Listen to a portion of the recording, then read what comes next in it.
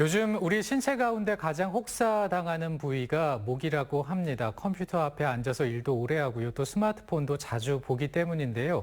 아까 방송 시작 전에 보니까 효선 씨도 스마트폰 많이 보더라고요. 느꼈네요. 네, 예. 저도 그렇습니다. 저 같은 경우는 이제 스마트폰을 처음에 볼 때 좀 네. 바른 자세로 시작을 합니다. 네, 그래서 네. 이제 또 목에, 허리에 무리를 안 주기 위해서. 그런데 보다 보면은 점점 목이 앞으로 이제 빠지면서 맞아요. 이렇게 또 보게 돼요. 그러다 보면은 어느 순간 목이 아파와 있어요. 맞습니다. 그런 경우가 많더라고요. 그렇습니다. 아마 시청자 여러분들도 한 번쯤 이런 경험 있었지 싶을 텐데 그래서 오늘은요. 목 디스크, 목 통증에 대해서 자세하게 좀 살펴보겠습니다. 한의사 이범 원장과 얘기 나눠보죠. 어서 오십시오. 안녕하십니까. 네, 요즘 젊은 층에서도 그렇고 목 통증 호소하는 분들 많다는 이야기 들었습니다. 실제로 이제 진료도 보시니까 이 부분에 대해서 좀 피부로 느끼시는지요? 예, 맞습니다. 네. 이제 목 통증을 유발하는 질환들부터 먼저 살펴보면 일단 가장 대표적인 게 목 디스크가 있겠고요. 그다음에 이제 일자목이라든지 거북목. 물론 일자목, 거북목은 질환명은 아니지만 목의 커브가 없어지고 일자로 되는 것을 일자목이라고 하고 목이 앞으로 꾸부정하게 나가는 것을 거북목이라고 하죠. 거북이처럼 생겼다고 해서. 근데 네. 질환명은 아니지만 목의 상태를 쉽게 알 수 있는 직관적인 단어라고 일단 생각을 하는데요. 그런 것들이 목 통증을 유발하게 되는데 건강보험 심사평가원 자료에 따르면 최근에 수년간 계속 목 디스크 환자들은 점점 늘어나고 있고 전 연령층에서 특히 이제 나이가 많으신 분들 그리고 어린 학생들에서도 목 디스크가 많이 늘어난다는 보고가 있어요. 네. 아무래도 목 디스크라는 거는 이제 퇴행성 질환이기 때문에 그래서 이제 노년층에서 많이 나타난다고 볼 수가 있겠고 평균 수명이 늘어나는 것도 영향이 있을 수 있겠고요. 그리고 아까 말씀하신 것처럼 요즘에 디지털 기기들을 많이 사용하게 되는데 전 국민이 이렇게 하나의 기계를 공통적으로 쓰는 게 있을까 싶을 정도로 남녀노소가 모두 사용하고 있는 게 스마트폰인데요. 병원에서 대기하시는 분들조차도 목이 아파서 허리가 아파서 병원에 오셔서 대기하시는 분들조차도 안 좋은 자세로 스마트폰을 하고 있는 것을 보면 이게 얼마나 우리 삶에 깊숙이 들어와 있는지 알 수 있을 것 같습니다. 그래서 네.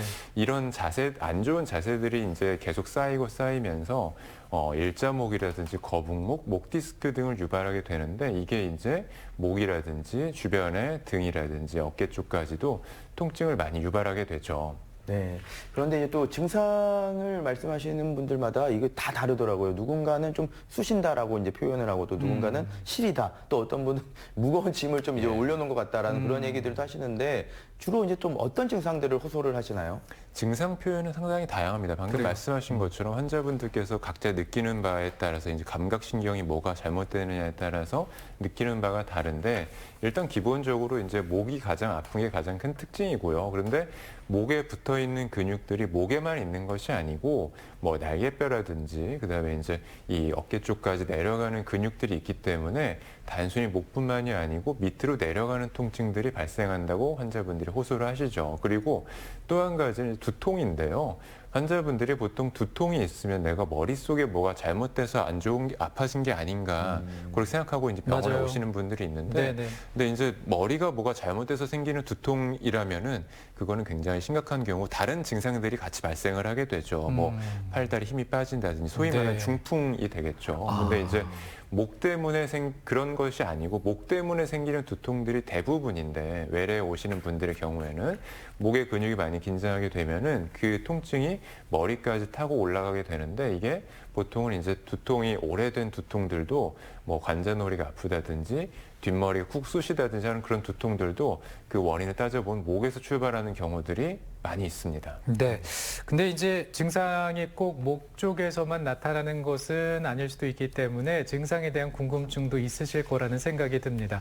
환자들은 어떤 궁금증을 갖고 있는지 저희가 화면으로 정리해 봤습니다.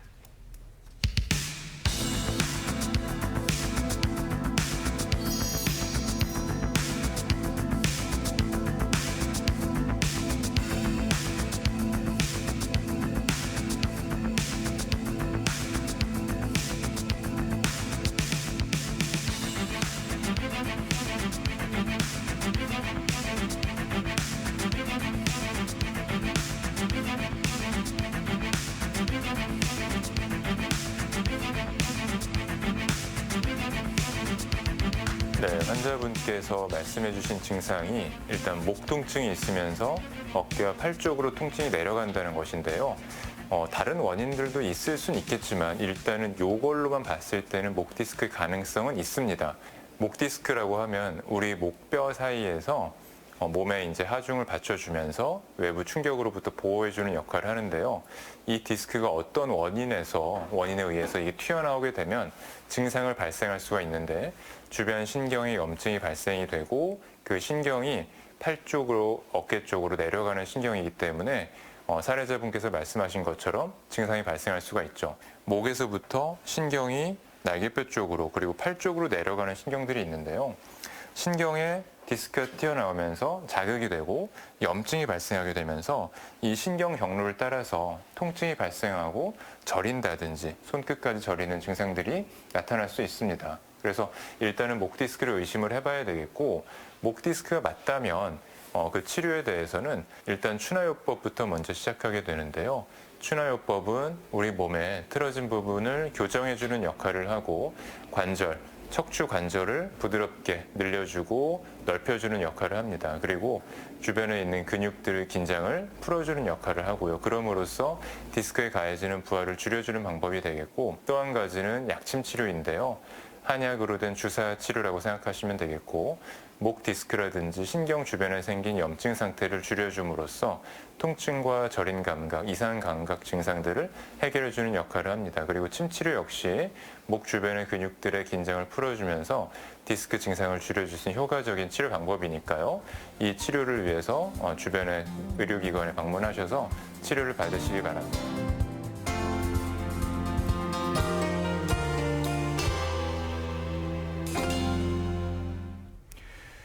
화면을 통해서 증상에 대한 이야기 좀 살펴봤습니다. 증상이 목이나 어깨에 심할 경우에는 팔까지 내려올 수 있다고 하니까 정확한 진단이 필요하겠다 이런 생각이 드는데 근데 이게 일시적인 통증이고 또 증상이면 괜찮겠지만은 목 디스크까지 진행이 된다면 이거 심각한 거 아닐까요? 예, 맞습니다. 네. 목 디스크로 인해서 증상에 대해서 아까 말씀을 드렸는데 네.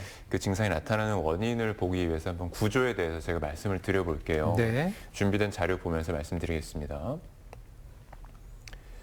이 경추가 이제 목뼈에 해당이 되겠죠. 경추라는 것이 7개로 구성이 되어 있는데 이게 우리의 목입니다.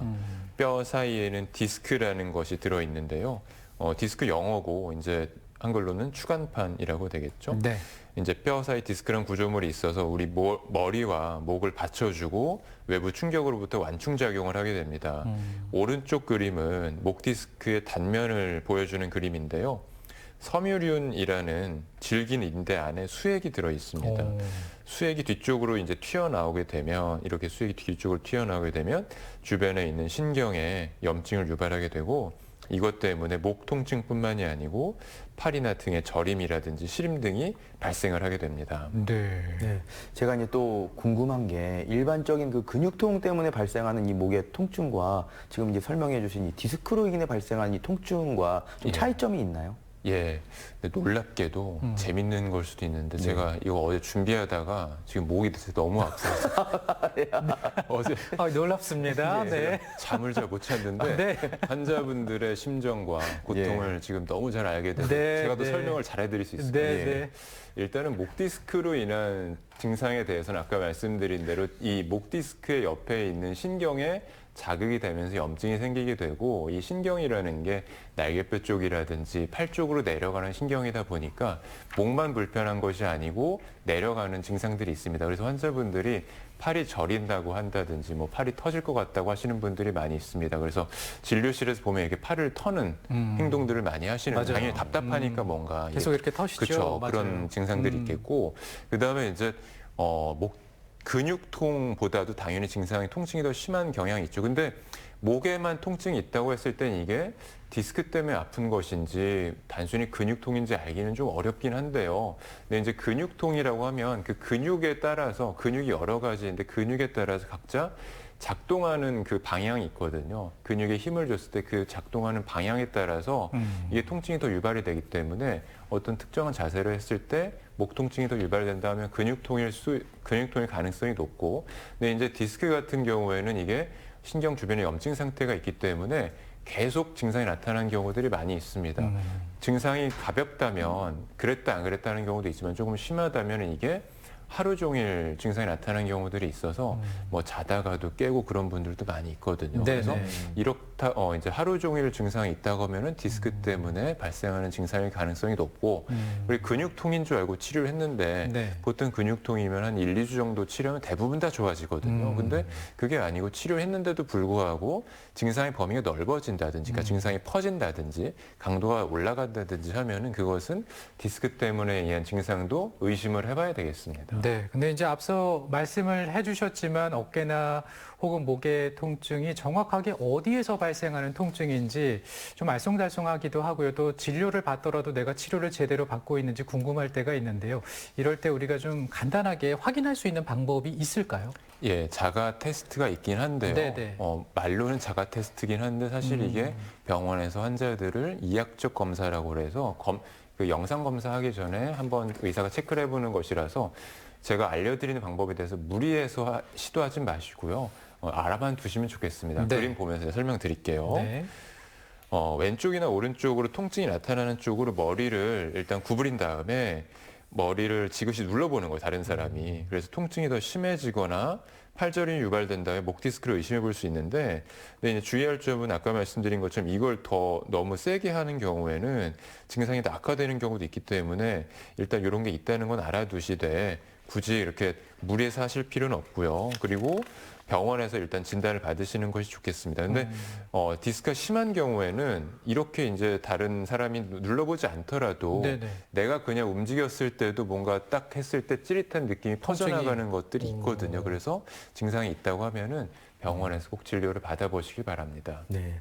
저는 다행히 아직까지 괜찮은 것 같습니다. 네, 네. 다행입니다. 다행입니다. 네. 예, 그리고 이제 또 치료 방법도 궁금한데 보통 이제 한방병원에서는 뭐 한약이라든지 이제 침 치료를 하게 되잖아요. 예. 이 두 치료는 그러면 어떻게 이루어지게 되는 건가요? 이제 한약이라고 하면은 여러 가지 약재들을 섞어서 합쳐서 한약으로 만들어서 복용을 하는 것인데 가장 전통적인 치료 방법이 되겠죠.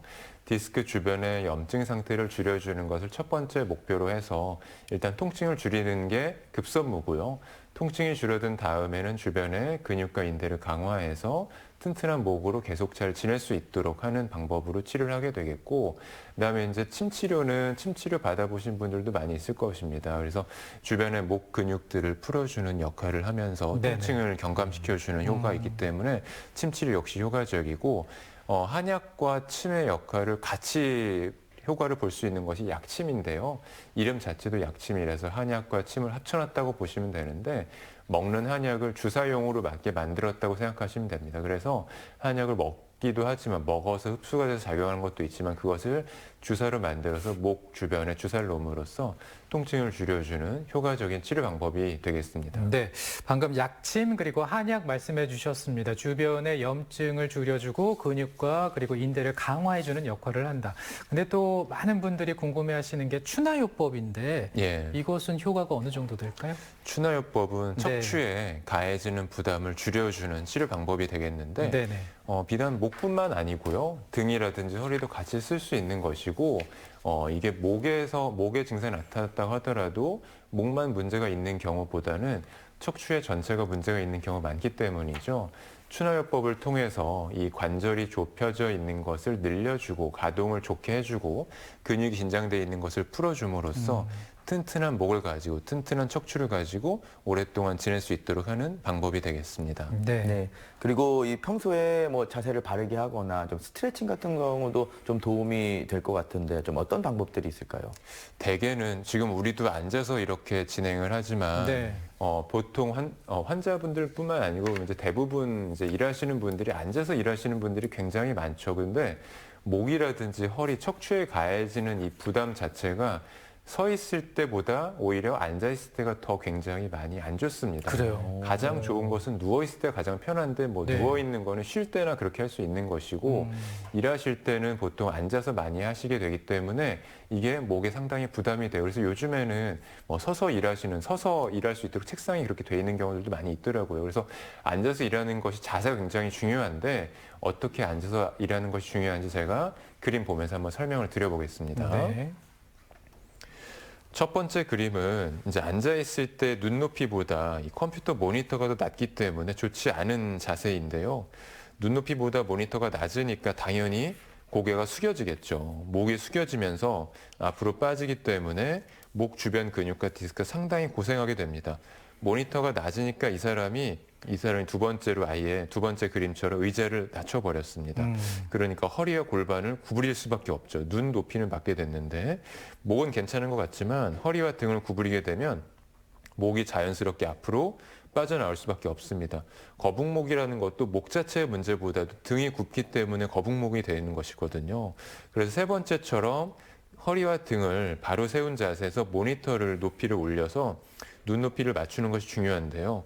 중간중간에 이제 목의 위치도 신경 써서 앞으로 나가지 않도록 하고요. 그래서 보통 앉아서 일하실 때도 20-30분 정도 앉아서 일을 하게 되면 한 자세로 가만히 있는 것이 척추에도 또 부담이 되기 때문에 한 20-30분 앉아서 일을 하게 되면 일어나서 스트레칭도 한 번씩 해주고 네. 자세를 자주 바꿔주는 것이 목에 부담이 덜 될 수 있는 자세가 되겠습니다. 네, 올바르게 앉아서 또 일도 하고 또 자세 잡을 수 있는 방법까지 알려주셨습니다. 오늘 목 디스크, 목 통증에 대한 이야기였습니다. 한의사 이범 원장과 얘기 나눴습니다. 고맙습니다. 감사합니다. 허선 씨 오늘 고맙습니다. 네.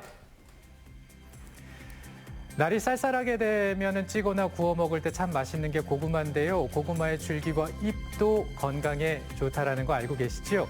유방암과 폐암의 성장을 억제하는 효과가 있다고 합니다. 고구마 줄기와 잎 반찬으로 먹게 되면 참 별미인데 오늘 식탁에 한번 올려보시면 어떨까 싶습니다. 저는 내일 또 생방송으로 다시 인사드리겠습니다. 오늘 고맙습니다.